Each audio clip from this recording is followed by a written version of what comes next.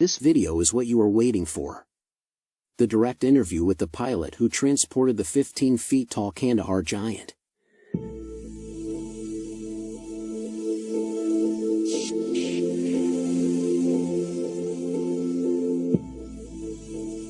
Back in 2005, I was actually stationed or deployed to Qatar. It was a completely normal mission for us. We were not alerted for anything abnormal. It was in the middle of the day. I remember coming into a base in Afghanistan called Bagram. Back in those days, it was pretty austere. It was an old Russian air base that we were using. It's basically built in a bowl in the mountains where you have to stay high right up in the last minute, and then you basically come screaming back down to land. The area to the side of it was called the Valley of Death because during the Soviet days with the Mujahideen, they had fired their rockets into a lot of the helicopters, so you could see all kinds of wrecks and stuff in the valley below, which for the most part I didn't pay attention to because I was a little busy getting the airplane on the ground safely. We landed and basically was told to taxi to the very end of the tarmac. And like I said, it was middle of the day, very hot. I remember that. We opened the doors and unloaded the equipment that we had brought in. And then we were met at the aircraft by what we later on called the babysitters. But they kind of introduced themselves and said, hey, no cameras, nobody's taking pictures here. We're moving some high-value stuff. When the load got there, we're very, of course, curious to see what it was, because that's just the way you are when you're told that you're not allowed to have a camera.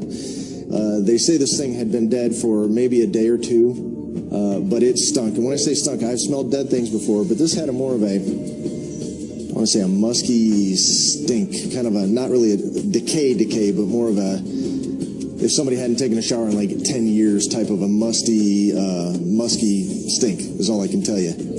And it was basically a dead guy. And this guy was extremely large. And when I say large, our pallets are basically, if I remember correctly, about 9 by 12 feet or so. This guy was laying in a fetal position on the pallet. He filled the pallet. We estimated his size at approximately 12 to 10 feet tall. I did see his skin color. I was expecting somebody of more Arabic descent, being in Afghanistan and all. I know he was dead, but he was very pale, very white. Another thing that us and the rest of the crew did was we took our feet. He was in a fetal position, so you could take your feet and put it, kind of, you could see where his feet were there, and they were wrapped up. He did not have shoes on, but he had like, looked like he was wrapping them in some kind of a canvas type stuff, but we were sticking our feet up next to his feet, and his feet were extremely big.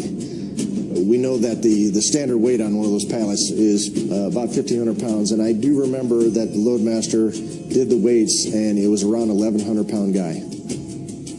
The pallet sits on dunnage. You know what dunnage is? It's basically like railroad ties so that you can get a forklift underneath it and pick it up.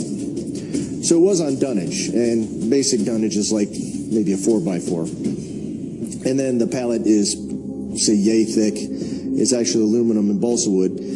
And this guy, I mean, laying down was very, very wide. I mean, and he was, like I said, he's in a fetal position, and you go up and just, you hit it, and of course he's under a tarp and all that, I understand that, but he was a dense guy. We questioned the babysitters of, hey, where'd you get this guy? And some of the Army guys there with him relayed to us that this guy had, I guess, been living up in the mountains next to a village where the villagers basically treated him like a god. I did infer that they were making sacrifices to this guy because they said they found bones of people.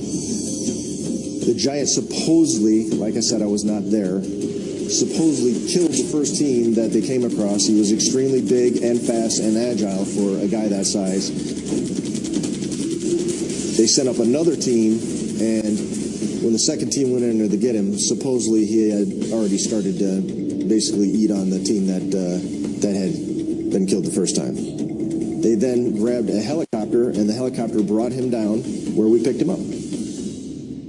After we loaded the Giant, it was just a standard mission back. We took him all the way back to LUD in Qatar, where he was transloaded onto another airplane. I believe it was a C-17. I was done with my mission then. I got away from it. I was done. I did ask some questions later of, where it might have gone. And as the grapevine goes, it was probably taken back to the United States. And the words I heard were right, Pat. But again, I don't know.